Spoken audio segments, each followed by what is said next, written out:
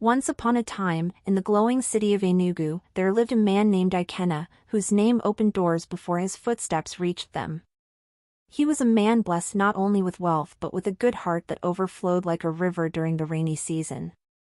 Ikenna was the kind of man people prayed for when they lifted their hands to heaven. His story was told in whispers at the marketplace and in loud voices among the elders who admired him. They said the sun seemed to rise brighter on the days he smiled. He was a contractor who supplied building materials to oil companies, and his business flourished because honesty walked beside him like a shadow. Even in wealth, Ikenna remained humble. When people greeted him, he responded with warmth, and when the poor stretched out their hands, he filled their palms with hope. He paid school fees for orphans, rebuilt the house of a widow whose roof had collapsed during the storm, and made sure that no hungry child in his neighborhood went to bed unfed. To Ikenna, wealth was like rain. It was meant to fall on many, not to be stored in barrels by one man. One sunny afternoon, when the air smelled of roasted corn and the roads shimmered beneath the heat, Ikenna stopped by a small roadside stall to buy some corn. Behind the little stand was a young woman whose beauty was buried under the dust of struggle. Her name was Chioma. Her dress was faded, her slippers worn out, and her eyes carried a sadness that no words could describe. She was crying quietly as she turned her corn on the fire. "My sister," Ikenna said softly, "why are you crying on a day this beautiful?" Startled, she quickly wiped her tears. "It's nothing, sir. Just smoke from the fire." But Ikenna could see through her words. "Talk to me," he said gently. "Sometimes, a stranger can carry your burden farther than your friends." Her voice trembled. "I was sent away from school. I couldn't pay my fees.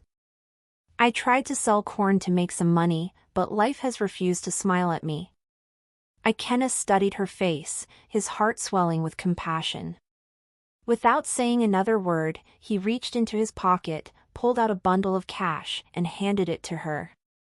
"Here," he said. "Go back to school. Let this money carry you where your dreams want to go." Chioma's eyes widened.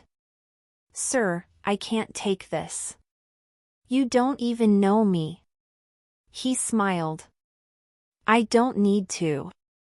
I just know that education is not a luxury, it's a right.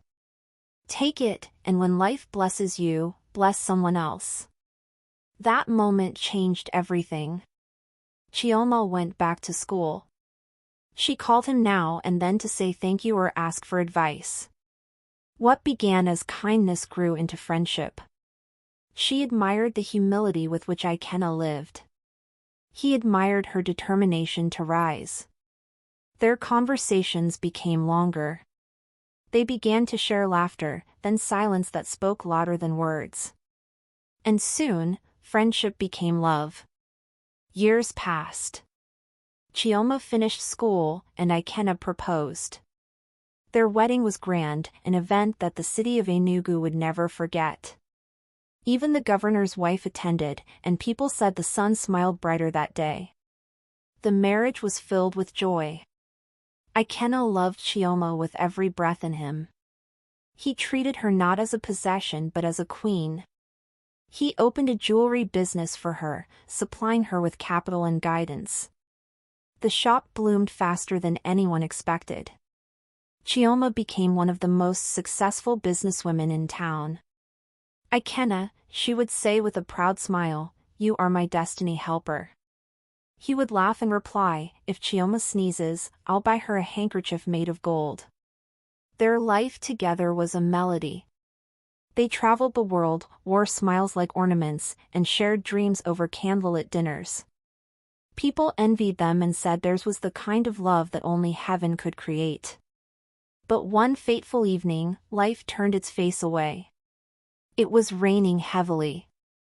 Ikenna was driving back from a construction site when a trailer lost control on the slick road. There was a loud crash. Screams.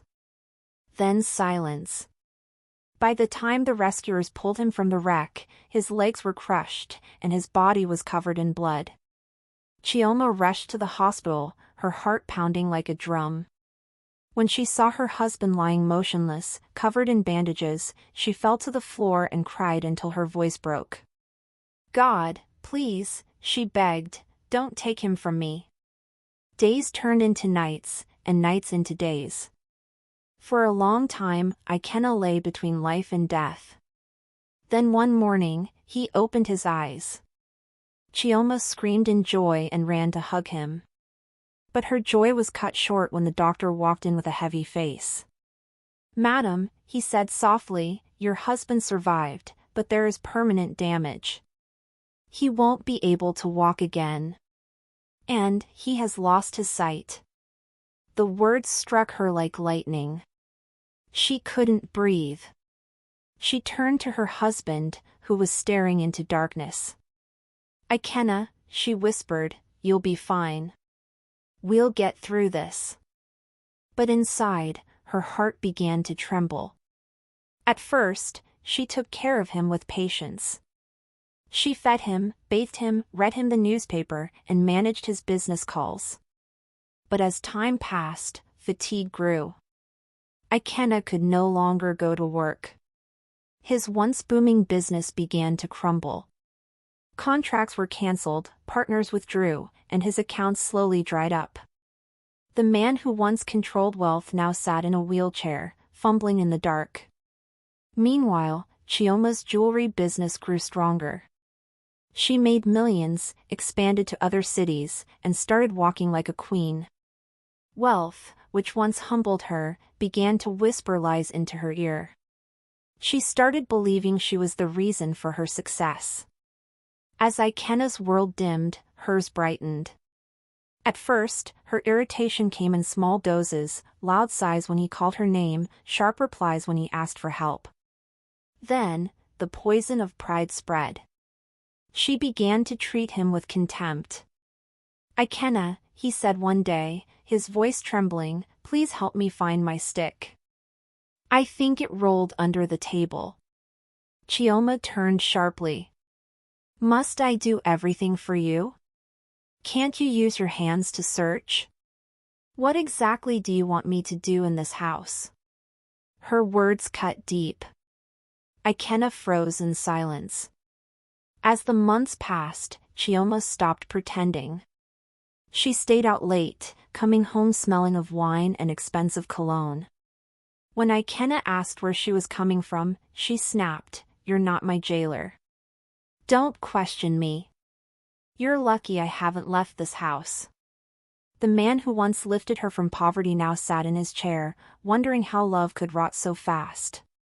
Then came AKZ, a tall, handsome businessman with a charming voice and a heart made of deceit. He met Chioma at a luxury event. When he smiled, his teeth shone like ivory. He carried himself with the confidence of someone who had never lost anything. "You must be Madame Chioma Gold," he said, bowing slightly. She smiled shyly. "And you are?" "AKZ," he said, flashing his wristwatch like a trophy. "I deal in import and export. But today, I'm just here to meet the most beautiful woman in this room." Chioma laughed. She hadn't heard such words in years. From that day, AKZ pursued her relentlessly. He sent flowers, perfume, jewelry, and invitations to exotic trips. He treated her like royalty, and Chioma, blinded by attention, fell deeply into his trap. She began lying to Ikenna, claiming she had business meetings in Abuja when in truth she was spending weekends with AKZ in hotels by the sea. Ikenna knew she was drifting away, but he refused to speak harshly. He prayed silently instead, asking God to touch her heart. But pride has no ears. One night, at a lavish party hosted by AKZ, Chioma sat beside him, her laughter echoing through the hall. Expensive wine flowed like water, and the air smelled of vanity. Suddenly, one of AKZ's drunk friends slapped him on the back and laughed. "Guy, you actually did it. You won the bet." Chioma frowned. "What bet?" The friend smirked. You said you could take a rich man's wife and make her yours. We thought you were joking, but see her here now." The laughter that followed cut deeper than any blade. Chioma turned to AKZ. "Is he joking?" AKZ looked away, embarrassed. "Chioma, not here." Her voice trembled. "Tell me it's not true." He sighed, his charm melting into cruelty. "You wanted luxury. I gave it to you. Don't act like a saint. You were already halfway gone when I met you." Her knees weakened. The room spun. She ran out into the night, her heart pounding, her soul screaming. Days later, the Economic and Financial Crimes Commission stormed her shop. AKZ had been laundering money through her jewelry business. She was arrested in front of everyone, cameras flashing, people whispering, "Serves her right."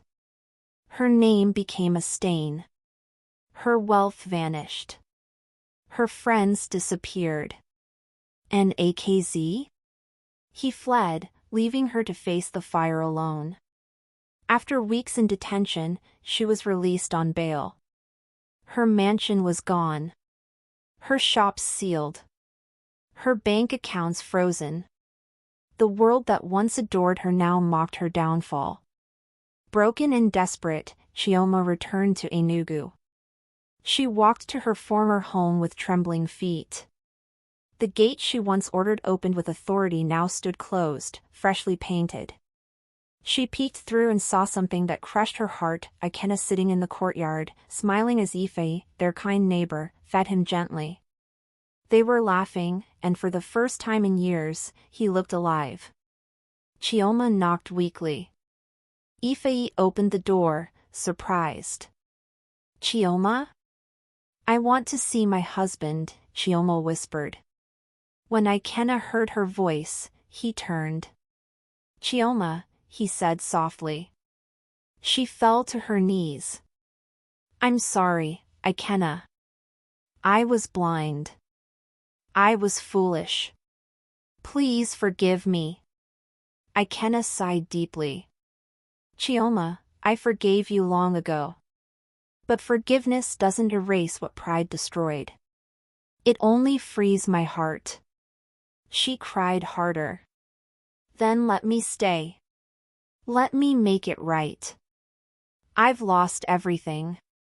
He shook his head slowly. "Ife, please bring her the box." Chioma's heart lifted, thinking it was a gift. But when she opened it, her soul shattered. Inside was a wedding invitation, Ikenna and Ife. Her voice broke. "No. Ikenna, please tell me this is not true." He spoke gently. "God used Ife to restore me. My sight is back. My strength is returning. My business is alive again. The surgery worked, Chioma. I can see. And soon, I will walk." Tears streamed down her face. "Please, Ikenna, don't do this. I have nowhere to go." He handed her an envelope of money. "Take this and begin again somewhere else. You didn't lose me today, Chioma. You lost me the day you chose pride over love." Chioma staggered out of the house. She walked until her legs could carry her no more. At the same roadside where she once roasted corn, she sat down. The same place where her story began was where her pride buried her peace. She held the wedding card to her chest and wept bitterly. That evening, as the sun sank behind the hills and the birds returned to their nests, her tears soaked the earth. "God," she whispered, "I was the blind one all along." The wind carried her words gently into the night. And somewhere in the distance, the faint laughter of children echoed through the streets, innocent, joyful, untouched by greed. From that day, people told Chioma's story as a warning. Mothers told their daughters never to forget the hands that lifted them. Elders told the young men that wealth without humility is like a drum with no skin, it makes only empty noise. And when the story reached Ikena's ears, he bowed his head and whispered, "May pride never find a home where love once lived." Years passed, and Ikena and Ife lived peacefully. Their love was quiet but strong, like roots hidden beneath the soil. They rebuilt everything that pride had destroyed, not with wealth, but with patience and faith. Chioma moved to another town and started a small tailoring business. She lived humbly, her face lined with lessons and her heart washed clean by time. When customers asked for discounts, she gave them with a smile. Sometimes, when she closed her shop at night, she looked up at the sky and whispered, "Thank you, Ikena. Thank you for forgiving me even when I didn't deserve it." And though they never met again, a strange peace settled between them, the kind that only forgiveness can bring. So, my dear listener, let this story sink deep into your heart. Gratitude sustains what pride destroys.